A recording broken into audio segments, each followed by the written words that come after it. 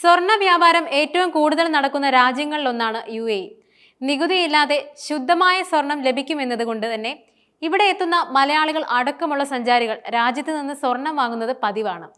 എന്നാൽ കഴിഞ്ഞ കുറച്ച് നാളുകളായി UAEയിൽ നിന്നും സ്വർണം വാങ്ങാൻ മടിക്കുകയാണ് സഞ്ചാരികൾ. തീ പിടിച്ച വില തന്നെയാണ് ഇതിന് കാരണം. എന്നാൽ കഴിഞ്ഞ ദിവസങ്ങളിൽ സ്വർണ്ണവിലയിലുണ്ടായ കുറവ് സഞ്ചാരികളെ മാറ്റി ചിന്തിക്കാൻ പ്രേരിപ്പിച്ചെന്നാണ് വ്യാപാരികൾ പറയുന്നത്. രാജ്യാന്തര വിപണിയിൽ സ്വർണ്ണവില ഔൺസിന് $3500 UAEയിലും സ്വർണ്ണവില റെക്കോർഡ് തൊട്ടിരുന്നു. 22 കാരറ്റ് 1 ഗ്രാം സ്വർണത്തിന് 382 ദിർഹമായിരുന്നു. 24 കാരറ്റ് സ്വർണത്തിന് 400 ദിർഹവും കടന്നു. ഇതിനിടയിലാണ് ആഗോള വിപണിയിൽ ആശ്വാസത്തിന്റെ കാറ്റെത്തിയത്.